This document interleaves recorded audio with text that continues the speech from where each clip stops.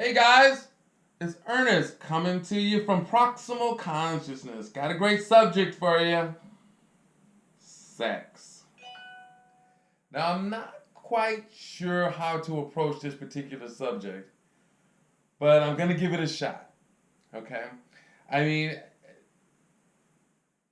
I've been looking at YouTube and of course, growing up in this world and dealing with the issue of sex. And I've never, ever tried to actually to look at it from an objective standpoint, the benefits of it, the pros and cons of sex. I guess I'll start off by saying, yeah, well, sex is pretty relaxing, right? It's pretty easy to get involved with your mate. It has the potential of creating uh, a bond, an instant bond with a person of the opposite sex.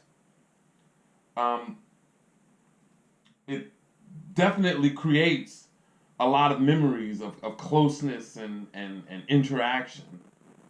I mean, and of course, it really causes you to concentrate on not only your own body, but that person's body. So, I mean, I guess those are some of the upfront and obvious benefits. I mean, yeah, there's even more obvious ones than that. Of course, there's getting pregnant, getting a woman pregnant, and what that all means.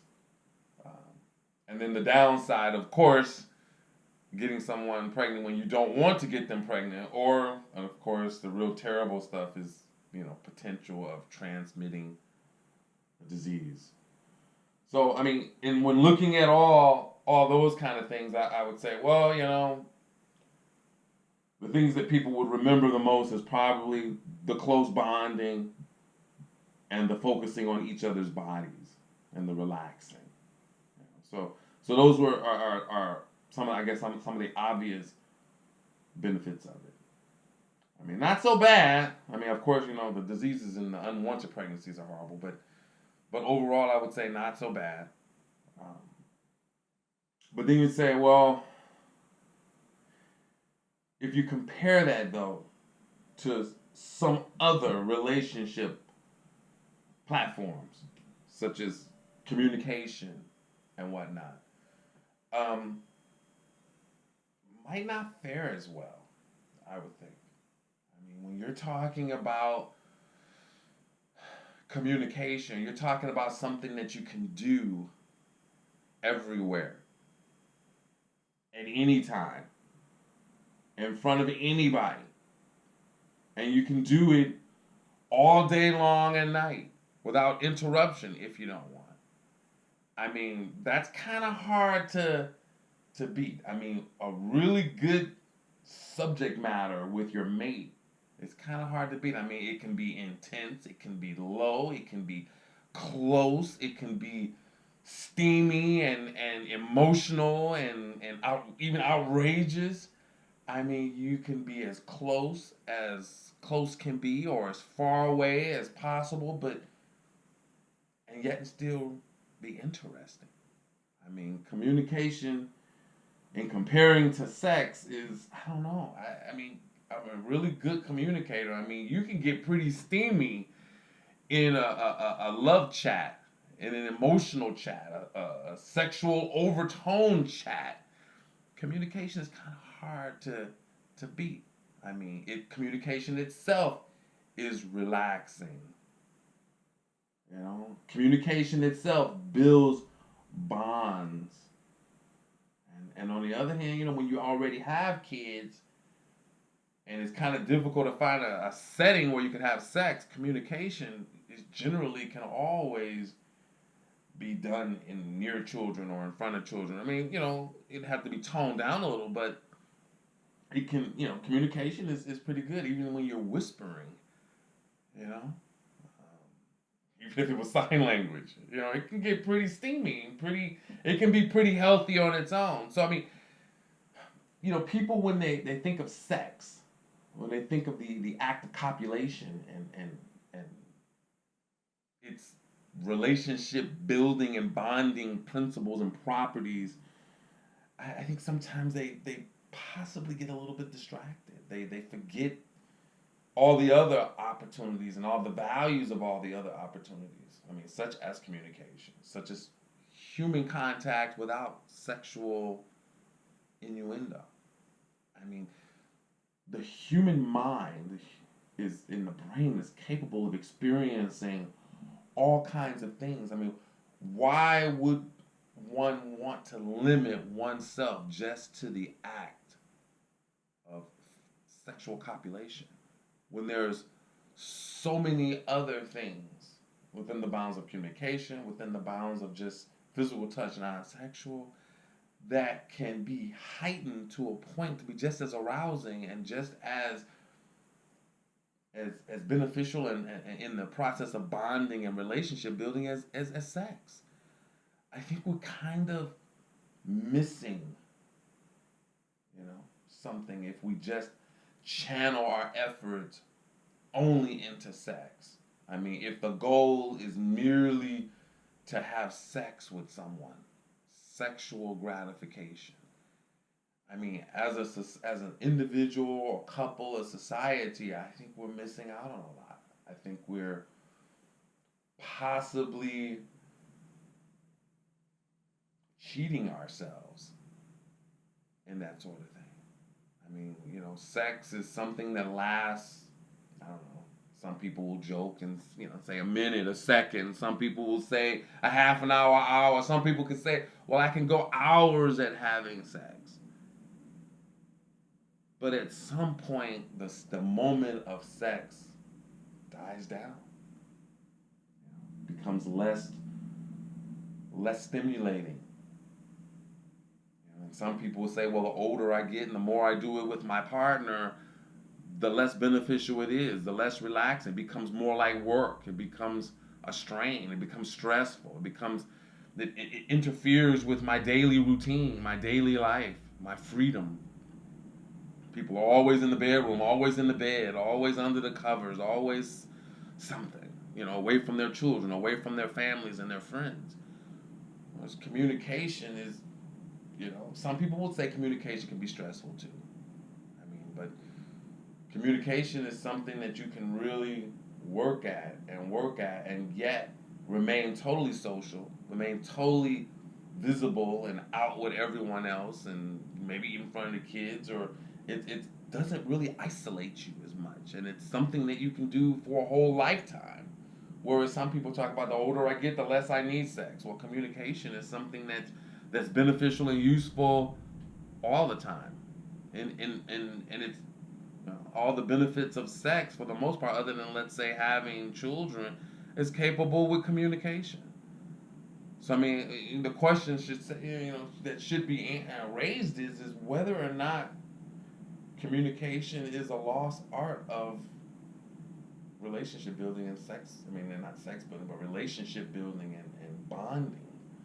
I mean, maybe if we conditioned our minds, we might prefer communication over sex. We might be able to raise our closeness, our significance to our partners to a level that's way far beyond the sexual gratifications. I mean, it's our choice. It's a human being's choice to choose what is most gratifying to them. How come it can't be communication or some other form of interaction? I mean, why does it just have to be sex or sexual gratification? I mean, I think this is a great subject for a man, a woman, a group of people to consider and to really ponder, because there are so many relationships that end, mutually, one-sided, angrily, violently over the issue of sex. And I'm not saying that communication can't end a relationship violently or otherwise, but I mean, I am saying that communication could be quite damaging to a friendship and relationship, if carelessly done. But how many people get pregnant from communication? gratification. I mean, I'm not saying that communication can't lead to sexual gratification, but I'm saying if the goal is merely to heighten communication to a point to where sex is minimized and the pleasure of company and the relationship is just as beneficial, if not more so, when there's communication, then why not pursue that? I mean, why not pursue communication as the all and the be all for a relationship, especially when you're talking young people, maybe older people who are less interested in sex, or people who have already had children and don't want any more children, or for those people, like, let's say, like myself, who just don't see the logic in having women on drugs their whole lives trying to prevent themselves from getting pregnant, or trying to find some other form of birth control that's maybe less effective and risky, or men wrapping themselves in plastic in order to prevent it, and how men are in a lot of cases. They're putting them in plastic is like trying to get a child to keep their clothes on when they're running around the house as babies. It's sometimes difficult, risky just as well. So I think that sex is a great subject to cover amongst people of every age, of every situation, circumstance. I think that the sex and the idea of it and the pros and cons of it and the true benefits of it should be looked at and explored between two people. And I think that in most cases, the goal should be to find ways of bonding and relaxing, creating those moments with each other. The other ways should be explored, and sex should be minimized. Not because you're afraid of sex, not because sex is dirty or bad, because it's not, but just because the what you have to go through to encounter sex is somewhat isolating, somewhat distracting, from life in general, and somewhat risky. And I think that being the case, and you can't go through life just having sex and calling that the relationship. There has to be more. Sex doesn't give you information about what a person is going through, what they need, what they're feeling, what they're trying to accomplish, what their goals are. I mean, the true workings of a human being is far beyond that of sex, the true needs of a human being. And if you want to build a healthy relationship with anyone, I mean, you have to get to what really matters. The inner workings, the mind, the spirit, the intellect, the reasoning capabilities, and problem solving. And sex is something that takes place in life, but it's vastly limited, and to have that be everything and the goal in a relationship misses 90% of what's really critical for a sustainable relationship with somebody, a healthy relationship with somebody. So I think we all need to really sit down with our mates and look at the issue of sex and look at our relationship building platform and see how we can improve our lives with each other. Because I would hate, and I'm sure you would hate, to wake up one day and find that the relationships that we've started, or the relationship that we've started, turns out to be non-fruitful, non-beneficial, non-important, merely because it was just unsustainable and unfulfilling in our lives and left us void, that left us without growth, without reasoning. So I think we should consider sex. We should spend time, we should sit down and talk with each other and talk with our mates and really understand what we're getting involved with when we choose sex over, let's say, communication or some other form of interaction. All right, so that's the subject that I have. today. And I think it's an extremely important subject matter for people to consider, for mates to consider. So I look forward to hearing about what you guys think on the issue of sex, and I look forward to the next subject that we get to talk about. Thanks. Talk to you later.